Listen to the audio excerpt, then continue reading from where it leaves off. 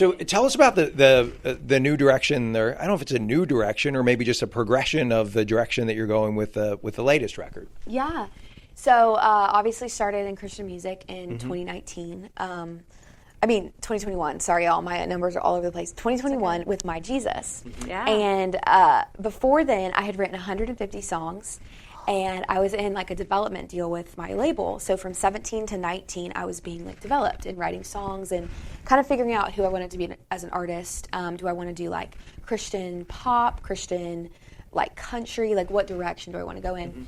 And I had just been writing and I just never felt like I was finding anything I loved until COVID happened.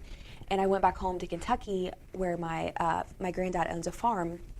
And I was sitting by the grave where my brother's buried. He's buried at the farm. And I just started to listen to old country music, and I just felt like God was showing me, like, this is the direction you're supposed to go in, is to not leave behind your roots of where you're from. Growing up in Kentucky, you're supposed to continue on with that, but also, like, you know, all about Jesus.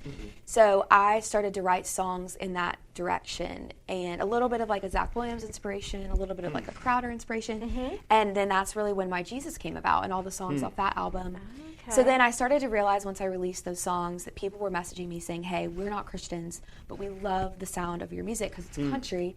So we listen to your music and it's led us to Jesus because it's like we're not even intentionally listening to the lyrics. And then once we start listening to the lyrics, it's been leading us to God. And I got so many messages about that.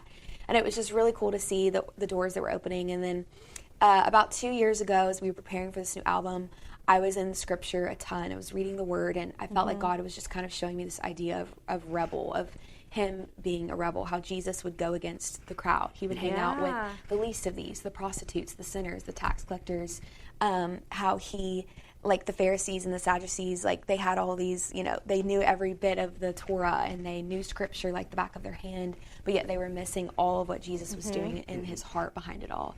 And so it really like fired me up to want to go share the gospel with the world and to stand firm in that, to not back down on what I believe in, to not change who I am to fit country radio, but also not to change who I am to fit Christian radio. Yeah. And it was like, I can only be who I am authentically. That's all I can do. That's the best I can do.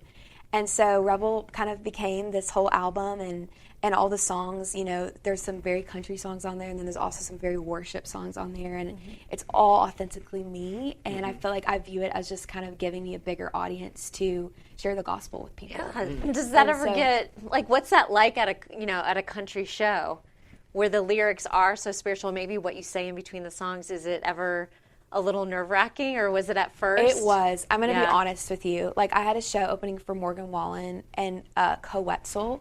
I don't know if you know anything about Coetzel, but we are night and day different. And I was so nervous. I was, like, shaking all over, and I remember, like, being like, how am I going to get up and talk about Jesus? Like, I do not feel like I can do this. And I immediately thought of the disciples and how each of them sacrificed so much. Each of them were, you know, had horrible deaths for Jesus and like stood up for him. And I remember thinking, like, this is like, first of all, nothing compared to what the disciples went through. And also this is it. This is what being a Christian is being willing to share about Jesus when you don't feel comfortable to do so. So ever since then, I feel like I've gotten used to it, but it is hard sometimes. Sometimes country crowds will kind of just look at you like, what are you talking about? You know? Like, you can feel that reaction. You can feel it. Live. You can feel it. I can see it. I do not change my sets. They're the exact same. So if you come see me opening for like Casting Crowns or I'm opening for a country artist, it's the exact same set. Like, we don't change anything. Very cool. And so that's been interesting too, just like the response is very interesting. Yeah. But it just reminds me of like why I'm on this path and why I'm doing what I'm doing.